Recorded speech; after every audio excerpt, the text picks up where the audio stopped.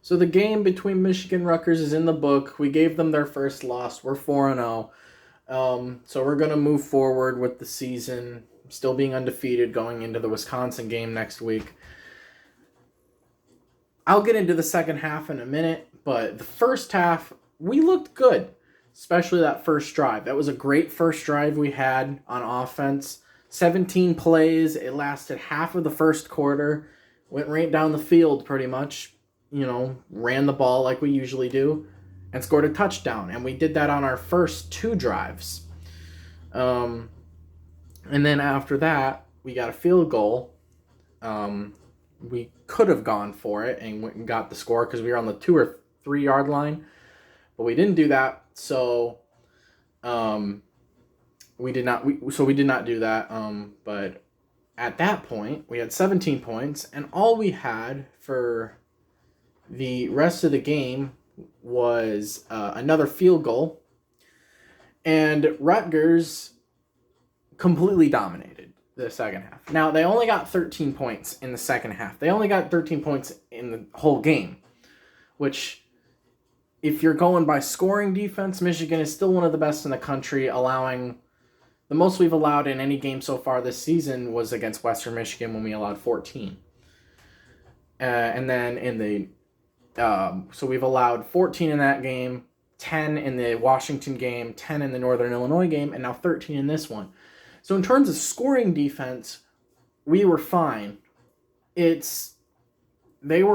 just seemed like Rutgers was able to do whatever they wanted in the second half. But, I mean, we at least held them when we needed to. The real problem I have is with this defense in the second half. Cade McNamara was inaccurate. Our tight ends could not catch. We had one first down in the first, or one or two first downs in this whole second half, and it wasn't until late in the fourth.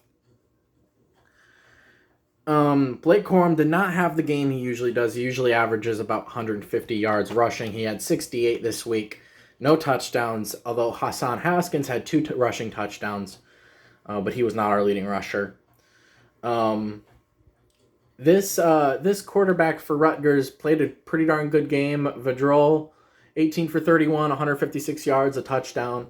Cade McNamara threw it a lot more this week. I don't understand it. I mean, I get why we're throwing it. We want to become more comfortable throwing the ball, but running the ball is our strong suit. And even though we haven't been able to do it very much, weren't able to do it very much in this game. I think our problem was we were running it up the middle too much. Running inside. Cut outside a little bit more. Those trick plays we had in the last couple of weeks where we would pitch it, or they would toss it up to A.J. Henning or Roman Wilson. They'd run around on the outside and get the angle because they're fast and they can get the angle and are faster than the defensive guys, and they can get an easy first down or even more. Blake Corum, again, he didn't get to do that either. Didn't get to go to the outside. They kept handing it off. They would go up the middle, and they'd get nothing on the play. I don't know why you don't run it outside more. Mike Sanderstill was our leading receiver. He had 1 catch for 51 yards. Now it's just because of how many receiving yards he had. Other guys got some catches, but not very much. They had more first downs than us. Now, that wasn't the case early in the game. In the first half, we led 20-3. 20-3. Second half ended 20-13. So they almost came back and beat us. Now, I know they only scored 10 points in the first half, and we didn't need to score anything to win this game. But we were a 20-point favorite going into this game, and we should have honestly played better than that. Only 112 yards rushing. We did get 163 yards passing, which is fine, but again, we had more than that last week. I know that's Northern Illinois. Rutgers is a much better team and a very well-coached team, and we won this game based off of talent pretty much alone. I mean, we were out-coached, and we were outplayed, but talent-wise, we were just a little bit too much for Rutgers. But if we keep this up, Rutgers is going to get better. And I wouldn't be surprised if next year they beat us. I mean, this is the second year in a row where we had to basically escape with a win over Rutgers. I mean, it wasn't as stressful this year as it was last year, but listen to this. They had 196 yards rushing, 156 yards passing, which is they had more rushing yards than us, and they had just a little bit less passing. They had 352 total yards to our 275, and they had 21 first downs while we had 15. The worst drive I watched was a 12-play, 91-yard drive that ended in a score for them in the third quarter. I don't like seeing that. That frustrates me. What ultimately put this game away for us was, and sealed our win, was their missed field goal and the turnover. They had their first fumble, their first turnover all season. And so now Michigan and Rutgers were two of I think three teams coming into this game who didn't have a turnover all season long, and now Rutgers is no longer on that list. It's just Michigan and one other team. I don't even know who it is, but yeah, we have to play better on offense. There was 4 drives in this game, 4 drives in a row where we went 3 and out, and they imposed their will on us, and they were able to do whatever they wanted for the longest time, it felt like. I was getting very frustrated. We averaged 2.9 yards per rush. That is pitiful for an offense that has a veteran offensive line and these super fast, super elite running backs. And I don't understand why we want to run the ball or pass the ball so much. I mean, we averaged 10 yards a pass, but it didn't feel like it mattered much because either it didn't lead to anything or, Cade McNamara should have had more passes. Once he got hit and they called that roughing the passer on Rutgers, Cade McNamara was out of it the rest of the game. He was inaccurate. He couldn't make his passes. He was overthrowing. He was throwing too far. Guys with these tight ends with huge arms and hands couldn't catch them. Eric All can't catch. Schoonemaker can't catch. These guys are best for blocking. I mean, they help our offensive line in blocking. That's what they're best for.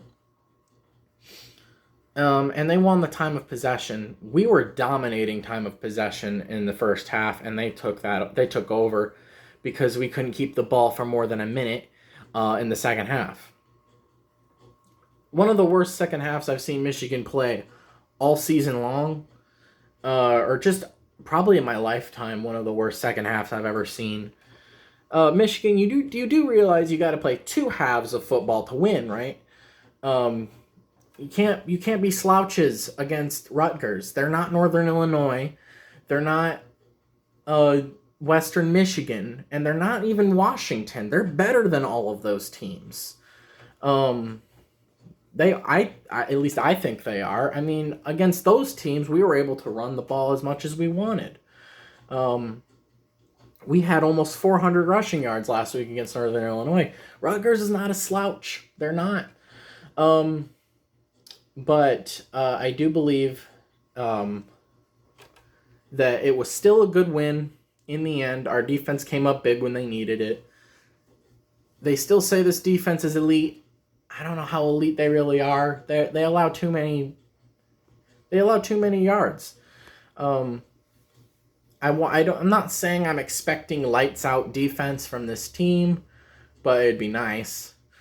And it's not like we didn't have some good passes and good runs. Blake Corum and Hassan Haskins never really had that explosive play that I really like to see running the ball.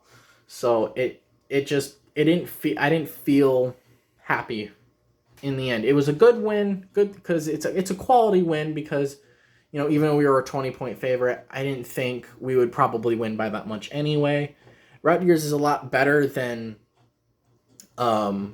people give them credit for because of the Chris Ash years. I mean, they're not in the Chris Ash era anymore, where they went from 2016 to 2019 in Big Ten play. They went 3-33 in games.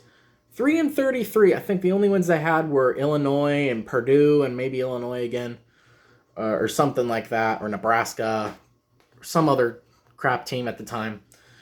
But yeah, Michigan, you got to clean it up, man. We got to remember how to run the ball. They do have a little bit. Rutgers does have a decent rushing defense, but we should have been able to do more against them. Cade McNamara needs to be more accurate throwing the ball, and the defense needs to play more aggressive. I'm not saying make mistakes and do stupid stuff, but be better about tackling. Tackling was a problem. It seemed like a lot of the time we just missed tackles. Now I'm happy we won. Obviously, I'm never gonna be mad because we won a game. I'm happy about that. To me, though, it's more about just winning. It's about how you win and how you look winning. It was an ugly win. The first half was fine. First half, of course, I was still frustrated with the first half because I'm never happy. I always think they could do better every time, but heck, I got mad when we allowed NIU to score a touchdown with our fourth string players in. So I pretty much expect perfection, and I'm very hard to impress. So, but this second half, no one was impressed with us. We played awful. We were throwing the ball when we shouldn't have, and we get ourselves into these 3rd and long situations, and it just sucks. 3rd and 8, 3rd and 9, 3rd and 7, maybe even longer than that. I think we had a 3rd and 10 once or twice. It just sucks. We need to clean it up because next week we've got Wisconsin on the road in Madison, and they played Notre Dame today and got their turds pushed in. So they're going to be mad. So we're going to have to make sure that we can actually run the ball and pass the ball, and because they've got a decent defense. I mean, they didn't show it today, but they've got a decent defense. And then we play Nebraska after that, which, that should be a win, but again, it's on the road, and Michigan never really plays very good on the road, and they're actually pretty close right now with Michigan State, and Michigan State has looked really good this year too. So yeah, and anyway, speaking of that, I always do this at the end of these post-game reaction videos. I always go over some of the other scores that are going on, because I'm making this video late. Michigan State up 13-10 at halftime over Nebraska. Ohio State was tied with Akron at 7, but they have a 35-7 lead, and they have the ball in Akron territory. Indiana has a 14-0 lead over Western Kentucky. Notre Dame, Wisconsin, 41-13 Notre Dame. Wisconsin looked terrible in that fourth quarter. Penn State beat Villanova 38-17. Wasn't as good as a quality win. If I was a Penn State fan, I probably wouldn't be very happy with that.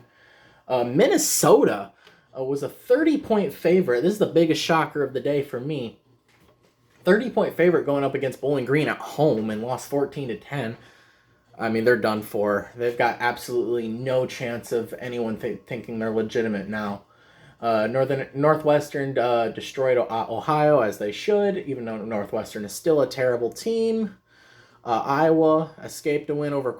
I shouldn't say escaped. They did win by 10 against Colorado State, and I'm not saying Colorado State is a bad team, but they're not a good one. They should have won by a lot more. Maryland beat Kent State 37-16. Purdue got a nothing win over Illinois, 13-9.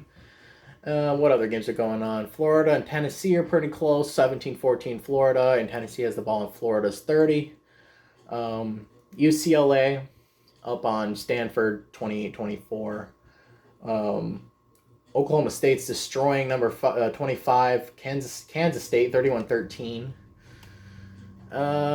Navy's beating Houston. Alabama's up on Southern Miss 42-7 and right before halftime. North Carolina is losing to Georgia Tech. That's so sad. 13-7. And Oklahoma is losing to West Virginia 10-7. Again, that's so sad. Oklahoma is the 4th-ranked team for what reason? Man, Oklahoma is overrated. Why are they still in the top 5? Some other games that aren't going to be on until about an hour from now. Fresno State beat UNLV. UGA destroyed Vandy 62-0. I mean that game wasn't even fair. It was like they were going out there and played soft against middle schoolers. You know what I mean? Just like going out there, it was like they played a bunch of middle schoolers and they didn't even try. And it was still 62-0. Coastal Carolina beat UMass 53-3. Texas A&M, the overrated Texas A&M. Again, they're just like Oklahoma.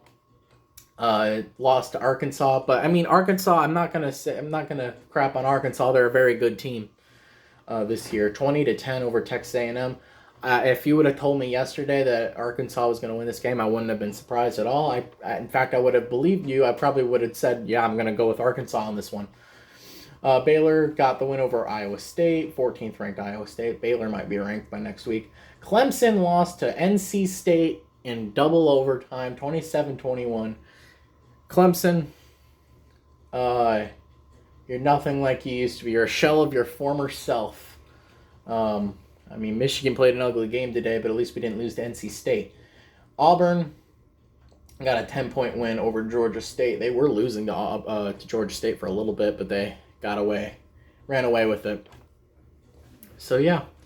I'll see you guys next week for the Michigan post-game reaction to Wisconsin, if we're even in town. I'm supposed to be somewhere next week, but who knows? I might not even get to watch the game. So we'll see about that next week. Oregon and Arizona's tonight, so if you want to watch that, I think that will probably be a blowout. But yeah, we'll see you next week for the Wisconsin post-game reaction and Nebraska after that. And I don't know, who do we play after Nebraska? Probably like Penn State or Michigan State or something. Northwestern. That'll be a win. All right. Thank you guys for watching, and I'll see you next week.